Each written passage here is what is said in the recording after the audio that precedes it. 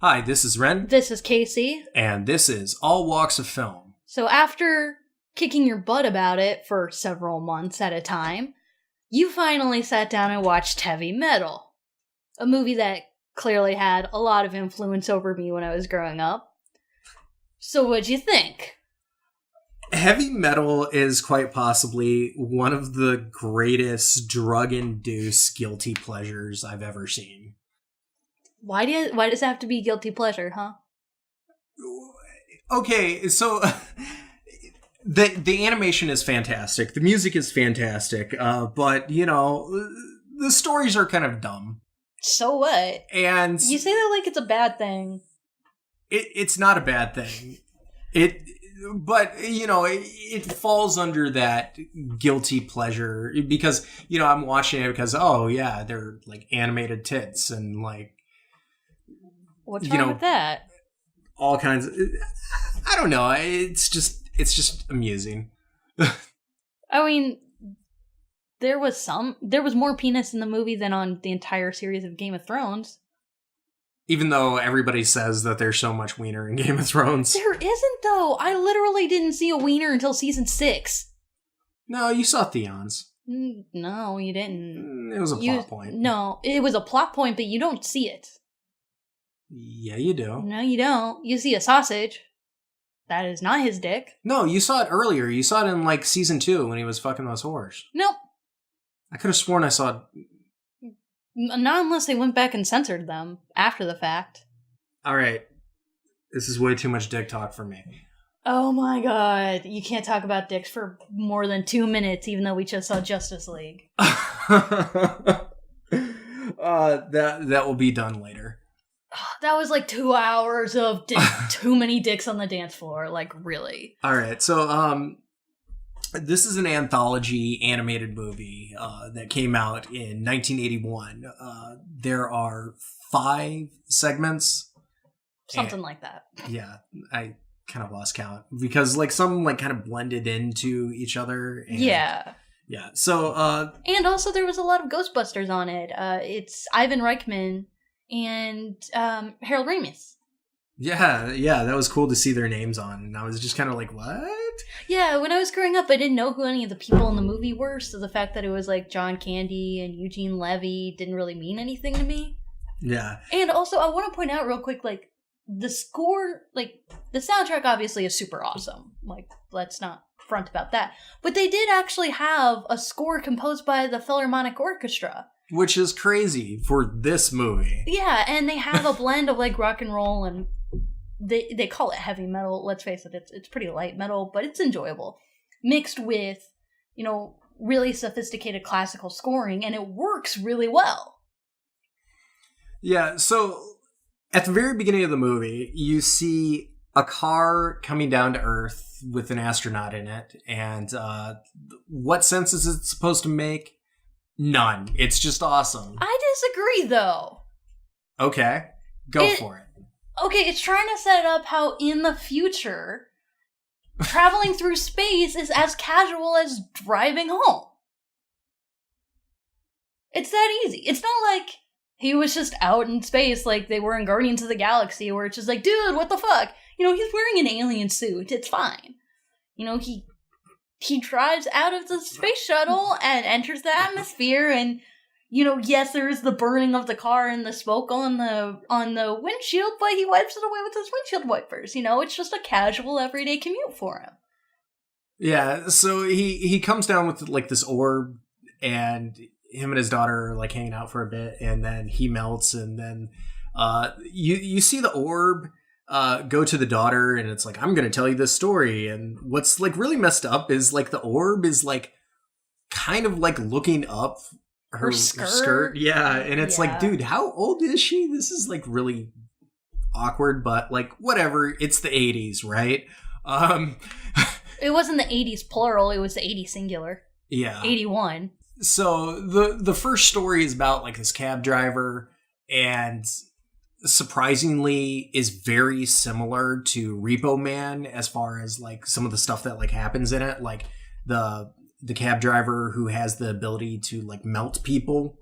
But Repo Man came out 3 years later. Yeah, so this is For the record. obviously an influence of Repo Man. It's obviously an influence of a lot of things. Like, Memories was clearly really influenced by this movie. Yeah. So that first segment about the cab driver who meets the woman and, it's all about like greed and all that kind of stuff, which, the whole orb is like representative of. I really like this piece. Because greed is evil, man. Like, greed is the ultimate destroyer. Yeah. I really thought the art style was really unique in this particular piece because I haven't seen animation that really look like that before, especially with the cityscapes. I'm about to say something really unpopular. It actually reminded me a lot of the visually, not like thematically or with like elements of the city with like, it was kind of funny to see a futuristic look on New York back when New York was still like Pornhub in real life. But back when it's Taxi Driver, essentially. Yeah. It was funny to see, like, now they've kind of cleaned up New York. Like, they really Disneyfied it. But it's funny to see, like, in 10 years, it's still going to be exactly like it was in 1981, sure. But visually, it actually reminds me a lot of the New York piece from Fantasia 2000. Visually. I don't even remember that piece, I'm sorry. Yeah, that's what a lot of people say. I like it okay. So then the next one is this like nerd who's like in his basement and he's in his bedroom. No, wasn't he like working in the basement? In his bedroom on the second floor with an open window. Okay. That the lightning came through. Think about Frankenstein. The lightning comes from above. You have to be at the highest point in your house. Gotcha. Okay, I was wrong. But yeah, he's like, oh, I just forgot about this, and then like he, the lightning hits the orb, and then he gets transported to a place, and the first thing that he thinks is like, better not have my dork hanging out. Yeah, he's like, I don't have any hair. I'm really big now. I gotta hide my dick. Not, what the fuck was that, and where am I, and why am I in a different body? Yeah. To be fair, he says this a bunch. If you go from looking like that to looking like that, are you really gonna complain? I don't know. If I went from that to that, I'd probably just walk around naked like, shit, I don't care. Yeah. Just do it Dr. Manhattan style. Why yeah, not? Exactly. So like he sees this woman being sacrificed, and then he goes and saves her, and like instantly they gotta have sex after that because that's what happens. And all I can think about is they're both from Earth, right? And like if that's like what he looks like on this planet versus what he looks like on Earth, she's probably not that hot. Yeah, she probably weighs 300 pounds and like doesn't bathe often and all that kind of stuff. I'm just throwing out an idea there. And the ruler is like this really flamboyant, skinny guy that, there's obviously some homophobic jokes going on with the character, even though they never explicitly try to illustrate that he's gay. But like I was thinking about his character, and I was like, I bet he's like some huge jock. Like back on Earth, like that all the humans were actually originally from Earth, kind of like him. So that's just sort of my fan theory about that whole thing. So then he goes to this queen, and she's gonna kill him, but then she's like, "Oh wait, if you can pleasure me, I won't kill you." And so they obviously have sex, and then she gets mad about something.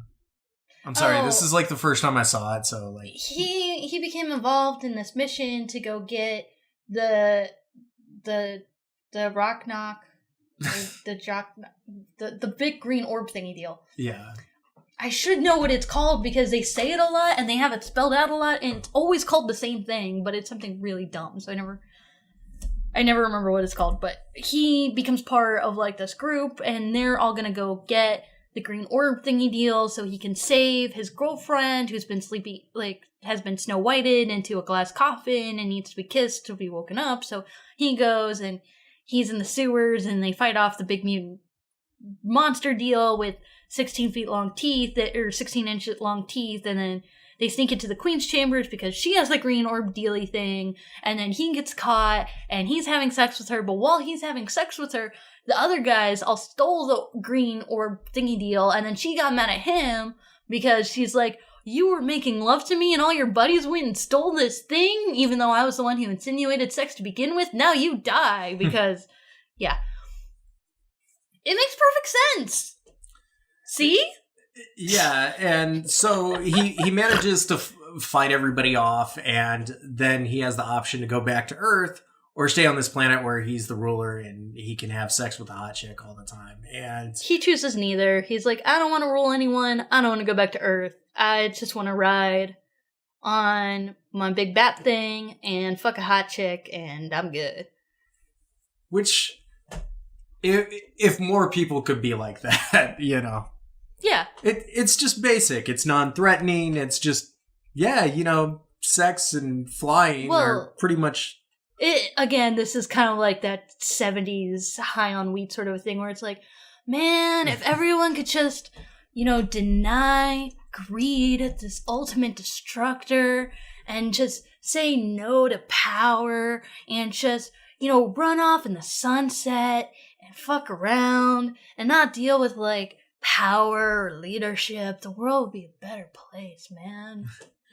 Yeah, so then the next one is about this guy who's literally committed like every crime there is, and he sort of looks like a combination between Bruce Campbell and Superman. He looks a lot like Jeff Smith's Shazam. Okay. I don't know of it offhand. Because you're a Philistine and you haven't read enough Jeff Smith. But yeah, the guy looks ridiculous, and then he's what's that phrase that he says? Like, he gets, I have an angle. I have a character witness who's this janitor, and he's going to come talk for me. And the janitor's name is Hanover Fist. Yeah, and so. Because he wants to make money hand over fist. You get it? Greed is bad, you guys. Yeah, and do drugs, not money. Yeah, and so the orb got smaller, and he's just like kind of like batting it back and forth on the witness stand, and then he slowly starts turning and like saying, "Oh, well, you know, he did all this and all this kind of stuff," and it's really hilarious. It's really funny stuff because like all the stuff that he's accused of is like normal things like murder and fraud, and he's like the janitor Hanover Fist starts talking about how he ran a preschool pedophile ring and how he was selling drugs dressed up like a nun. Yeah, I mean they did say that he like had like 7 acts of rape or something like that. Oh yeah, he was a rapist too, but like there's a difference between irreversible and newborn porn. That's all I'm saying. Yeah. So then he gets big and chases the guy, and through the chasing, the chiseled chin guy manages to bribe him and then throws him down a chute, and he dies. Yeah. Then the next one I think is parodied in the new South Park video game. Yeah, that's the B-50, the bomber pilot. Yeah, the B-52s. Yeah. That one's really well animated. It's a really simple one compared to a lot of the other ones. And like, it's another one where you could tell like clearly where the influence went, because you can tell that the people who made the Black Cauldron clearly watched this movie. Yeah, with all the melting bodies and all that kind of stuff. And the undead skeleton armies. Fuck yeah. Yeah, I mean, it's basically zombies take over a plane and then they crash and then... They're on an island of zombies. Dun, dun, dun! It's awesome, though. It's kind of like the original ending of Planet of the Apes. Yeah, it is, but with zombie skeletons. Yeah. Dude, that's awesome. See, like, you say things like this, and it's like, no, I don't feel bad about liking this. Yeah, then the next one, it starts out with like the CIA guy who like goes in and he's like, clearly there's no intelligent life anywhere in the universe but Earth. And then of course the aliens come down and like kill everybody. No, they don't kill everybody. They like beam up him and the woman, and he obviously dies because who needs a man in this situation? And He was a robot. He was? Yeah, he was a robot. He was a robot that they sent to Earth to tell everybody, hey, I'm a scientist, I'm an expert, and there are no aliens. But then the robot started malfunctioning because it was around the green orb, so then the aliens had to come get him out of the situation. I just thought he was like losing it. I didn't. No, he was malfunctioning because he was around the orb and he wanted the orb. So the aliens had to blow their cover anyway, come down with their spaceship and suck him up. But they got the secretary typewriter chick too. Oh, okay. And by the way, for some reason, the necklace just disappears when they suck her up. Like, the whole thing that caused that whole situation never comes into play in the story because she's not wearing it, and thematically doesn't have anything to do with the movie. Yeah, and the spaceship kind of looks like a dead mouse. Just minus the ears, which... Or if you're a fan of Takeshi Murakami, it looks like Dio Beacon. Yeah, which... watching this film, there clearly is a lot of influence on like anime, especially stuff like Akira and various other stuff. Like I said, Memories, Tetsuhiro Otomo. Yeah, I did think it was funny that like the robot guy was like hitting on her and all that kind of stuff, and like they had sex, and then we were watching Doug Walker's review on it, and he was like, how did they have sex? And it's like clearly obvious. He puts up his middle finger and it spins. Yeah, like, duh. They kind of explain it right there. They're not shy about these kinds of things. But I will say that storyline brings up something really weird in sci-fi, where it's like, why are Earth human women the most desirable creatures in the entire universe? Like, you get all of these movies where you have aliens from other areas of the universe and all they want are hot women. You see it in the Star Wars Christmas special. You see it in Earth Girls Are Easy. They make a specific point about it in this scene where it's like, oh, we finally got a human woman and he has to go after her and make a move. Yeah, and the only exception is my stepmother is an alien. Which I won't get into the details, but yeah, that joke's pretty funny. Oh, well, and Total Recall. Yeah, unless you're into three-titted women, which everybody was. Everybody who saw that scene was into the three-titted woman. Come on! I do think it's really funny that for a lot of people, that was like their first experience with nudity on screen. And I guarantee you, once they saw like other nudity, that's why the porn industry became fucked up. It's because of Total Recall. Yeah, well, wasn't there a woman who actually got surgery to have three tits because she was like, oh, then guys won't like be more interested in me, and then like the porn industry is like, hey, you got three tits, we want you. Yep. But yeah, that segment was really fun and funny. Dude, I fucking love that segment though, not because of the sex bot and the Jewish girl, and for some reason the robot wants to get married. Why? Don't get married right away. Just fuck around and have fun. But it's probably the first time he had sex. No, it's not. Oh yeah. He's had sex with a lot of women, but for some reason, he's like, let's go steady. Fair enough, but then it becomes a thing of like, let's get married. No, don't do that. Just fuck around. She just wants to fuck around. Don't get married. But I like the pilots. They were just like, let's just go all the way with all the cocaine in the world. I can still land it. I know how to drive when I'm stoned. Your perspective is fucked up and you just have to account for it. I loved how they had like the anteater and elephant noses to like snort it up to all the cocaine. Yeah. Fuck. Dude, you would be a coke addict if you had a nose like that. Not you specifically. I'm saying the universal you. Yeah. Never done coke. I can say that with pride. That's because you have a human nose. Yeah. So then we get to our final bit, which I would say is definitely one of the best, which is this female warrior that they have to show changing for 3 minutes because, let's face it, it's awesome. Not really. It's just somehow more impractical than her just being naked. Okay, there are multiple arguments. If she's naked, you could do the World War Tank Girl thing where it's like, it's a distraction. That is a tactic in fighting, sure. Or you could be like, she's not prohibited by clothing when she fights. fair enough.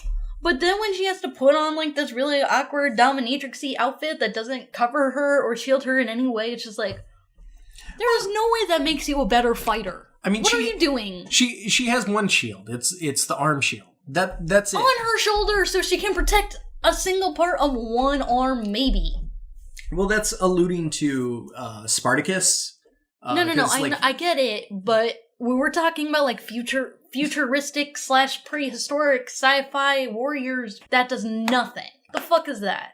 I love the little pterodactyl that she rides around on. Dude, the pterodactyl is awesome! And I love how the pterodactyl noises are clearly just a guy going like... But I love it, though! I love the way the pterodactyl talks and she doesn't. I think it's really cute. Oh yeah, that's right. She doesn't say anything.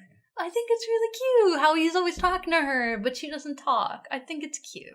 And so, like, during this whole thing, she gets captured by this guy with, like, a metal arm that is kind of like a Swiss Army knife because, like, it can change. He's a Swiss Army man. But, you know, they get into this gladiatorial match where she's fighting him, and she manages to win by, like, jamming up his little saw thing into his own chest and then punching the shit out of his face, like in that the damn yellow bastard. Yeah, I was a little disappointed that there was only like Fuck one yeah. or two punches. But they made them count. Yeah, but I kind of wanted the, like, you know, beat to a pulp and then, like, but see she the did, aftermath. but with one punch. Yeah, She's one punch woman. One punch! Anyways, so then somehow miraculously she's able to, like, fly off with the pterodactyl that, like, had what I thought was a kill wound, and then they fly into the orb and destroy it somehow. But they both had kill wounds. Well, yeah, they were both dying and making a last-ditch attempt to destroy the orb, so she held aloft her mighty sword and said, by the power of Grayskull, rip through time and space to destroy the orb, but through the lightning, transported her soul into the body of the little girl and reincarnated her pterodactyl, and now lives again once more in the infinite cosmos. And that's pretty much the movie. Fuck yeah! So I will say that Heavy Metal is visually gorgeous. It's some of the best hand-drawn animation to come out of the United States in underground circuits. You know, there's no comparison to like Disney and all that kind of stuff, but like it's its own great thing. Or Ralph Bashki. It's very Bashki-esque. It is very Bashki-esque. It definitely does feel that several of his animators worked on this, and I'm sure if I did my research and not just claim this about it, that I'm sure there's some correlation with there. Some of the visual artwork looks similar really to good. Fire and Ice. Yeah. Everything looks really good. My only thing about the animation is really slow. And that's not a product of its time. Because when you compare it to Don Bluth's animation for Dragon's Lair, you know, even in the cutscenes, not even in the gameplay footage, there's a lot of speed with that. Yeah, and if you watch, like, Ralph Bakshi's Wizards or, like Coonskin, which, good God, we do need to do a podcast on that. The animation is, like you said, going at a slower frame rate, which can be very distracting watching the movie because... But it's probably really good if you're high. Yeah. Yeah. But, you know, also shows that, you know, they were probably working on a much smaller budget, probably because they were giving all that money to the Philharmonic Orchestra instead of the animators. I don't think that's true. Okay. I don't think that could be true, honestly. But I don't know. I don't know how they made the damn thing. I just know I love it.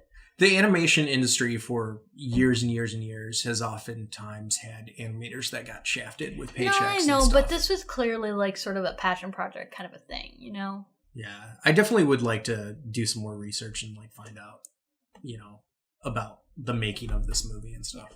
I will say, if it seems weird that for some reason the movie makes sense to me, when it doesn't make sense to a lot of other people, it's not because I do drugs, because I don't. It's just, I understand stoners, man. How many times have you seen this movie, by the way? I haven't seen it that many times. I think I probably saw it probably like 4 times when Okay. I was like 10 through 12.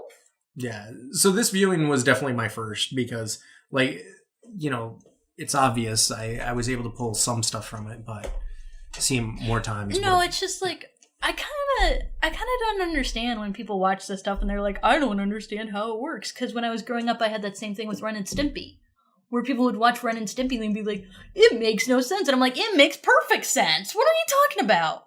I don't know. Read the comments of Mother on our channel. Why? Yeah. I thought that the complaint about Mother was that it was too obvious. I've heard both things. Either it's too obvious or none of it makes sense. It's probably true. I think that, especially with Mother, though, a lot of it is like what you were expecting. Because when we saw it, there was clearly about half the audience was expecting to watch like a stupid horror movie that they could make fun of, and not something that was like actually supposed to be philosophical and important to your life in one way or another. Yeah. So that was our review of Heavy Metal. Let us know what you think of Heavy Metal and what movie you would like us to talk about next. I will say, because literally everything in my life is South Park, I watched Heavy Metal long before I ever saw South Park.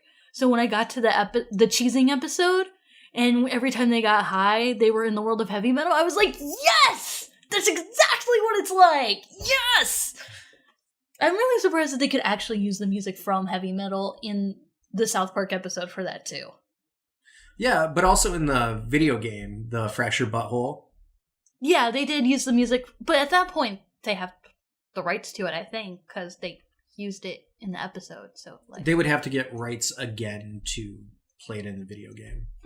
Interesting. Okay. To be fair, I'm pretty sure that the people who made Heavy Metal don't really care. Right. I don't think that they'd be stingy and be like, no, fuck you. Don't promote our little underground animated movie. Yeah, so I will say that we both haven't seen Heavy Metal 2000, so if you would like us to discuss that, we can. Yeah, that's not even one I was avoiding. That's just one you knew about and I didn't. Like, you asked me if I had seen Heavy Metal 2000, and I literally didn't even know what it was. Okay, yeah, so I think that we should do a review of that. Oh, but we have the... Okay. Sometime.